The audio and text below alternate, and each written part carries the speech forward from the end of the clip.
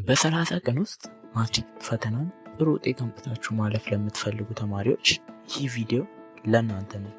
ሰላም፣ በዛሬው ቪዲዮአችን የምናየው በ30 ቀን ውስጥ እንዴት ለማትሪክ ፈተና መዘጋጀት እንደምንችልና ጥሩ ውጤትን አምጥተን ለማለፍ የሚረዱንን ወሳኝ ነጥቦችን የምናነሳ ይሆናል። እስከ መጨረሻው አብራችሁን ቆዩ። አንደኛ፣ ቋሚ የጥናት ቦታ መምረጥና ዲስትራክት የሚያደርጉንን ነገሮችን ማስወገድ ነው። እንዲህ ማድረጋችን ለሁለት ነገሮች ይጠቅመናል። አንደኛ፣ አእምሯችን ወደዛ ቦታ ስንሄድ ወይም ደግሞ ልናጠና ወዳዘጋጀነው ቦታ በምንሄድበት ጊዜ ላይ ልናጠና እንደሆነ ስለሚገነዘብ ትኩረት እንድናደርግ ይረዳናል። ሁለተኛው ደግሞ ያለን ጊዜ በጣም ትንሽ ከመሆኑ የተነሳ ሌላ ቦታ ወይም ደግሞ አዲስ ቦታዎችን አእምሯችን ማስለመድ በጣም ጊዜን ማቃጠል ነው። ምክንያቱም በዚች በአጭር ጊዜ ላይ አዲስ ሀቢት መልመድ ሌላ ጊዜ ስለሚፈልግ ሀቢቱን እስክንለምደው ጊዜ ምንም አይነት ኢፌክቲቭ አንሆንም ማለት ነው። ሁለተኛው ፕሮክራስቲኔት አለማድረግ ነው። ማለትም ነገሮችን በፍጹም ለኋላ ለነገ ብሎ አለማስቀመጥ፣ በቻልነው መጠን ያሉብንን ስራዎች ሁሉ ያለብንን የጥናት ፕሮግራም ስኬጁል ሁሉ አሁን ላይ ለመፈጸም መሞከር ነው። ይህም የሚረዳን አንደኛው ከመዘናጋት ይረዳናል። ሁለተኛው ጊዜ ሄዶ ተስፋ ከመቁረጣችን በፊት የቻልነውን ያህል አሁን ላይ ሰርተን ኢፌክቲቭ ለመሆን ይጠቅመናል ማለት ነው። ፕሮክራስቲኔት አለማድረጋችን። ፕሮክራስቲኔት ማድረግ ደግሞ ትልቁ ችግሩ ስንፍናን ያመጣል። ዛሬም በኋላ ነገም በኋላ እያለን የምናስብ ከሆነ መጨረሻ ላይ አእምሯችን እያሰበ የሚመጣው ምንም ነገር ማድረግ እንደማንችል ነው። ነገር ግን ኢንትራንስ ፈተናን ከመፈተናችን በፊት አንድና ዋናኛው ነገር ልናስብ የሚገባው አዎን ካነበብኩኝ ከጥያቄ ከሰራው ላደርገው እችላሉ የሚል ማይንድ ሴት ከሌለን ፈተናውን ብናውቀው ራሱ የምንሰራበት እድል ጠባብ ነው።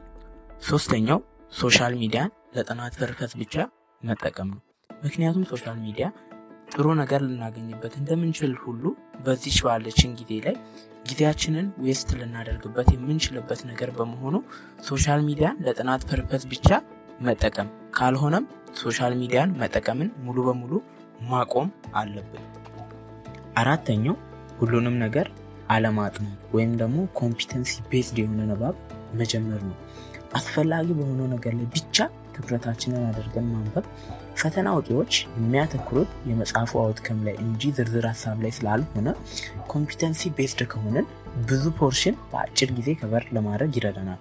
በተጨማሪም ደግሞ የሚያወጡት ጥያቄ ኮምፒተንሲ ቤዝድ በመሆን ስለሚሆን ጥያቄዎቹን የማግኘት እድላችንን በጣም ሰፊ የማድረግ አቅም አለው ማለት ነው ኮምፒተንሲ ቤዝድ ሆነን ስናነብ። አምስተኛው ጭንቀትን መቀነስ ነው።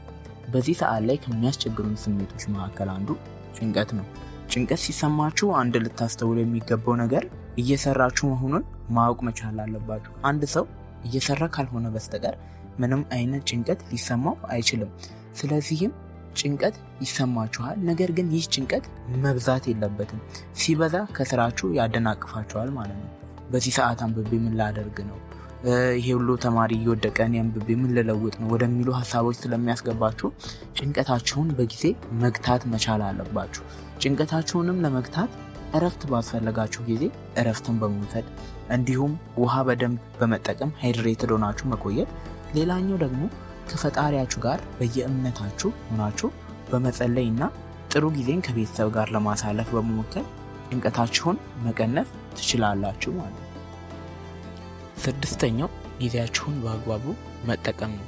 ጊዜያችሁን በአግባቡ ለመጠቀም አንድ ወረቀት አውጡና ቀኑን ሙሉ የምታደርጉትን ነገር ሊስት አድርጉ።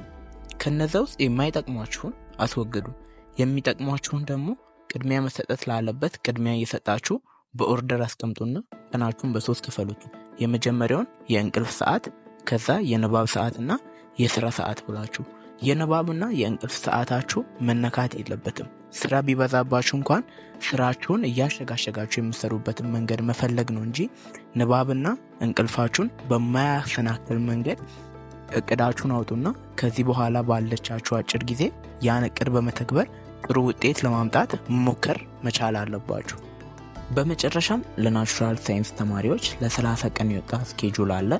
እርሱንም ከስር ዲስክሪፕሽን ላይ ባለው የቴሌግራም ሊንክ በመውሰድ የ30 ቀን ቻሌንጅን ጀምር የምትሉ ከስር ኮሜንት ላይ 30 ዴይ ቻሌንጅስ በሉኝ። የ30 ቀን የጥናት ፕሮግራም በቴሌግራም የምንጀምር ይሆናል። ቪዲዮ ከተመቻችሁ ላይክ እና ሰብስክራይብ በማድረግ ቤተሰቡን እስከ መጨረሻው ስለተከታተላችሁኝ ልብ አድርጌ አመሰግናለሁ። መልካም ቆይታ።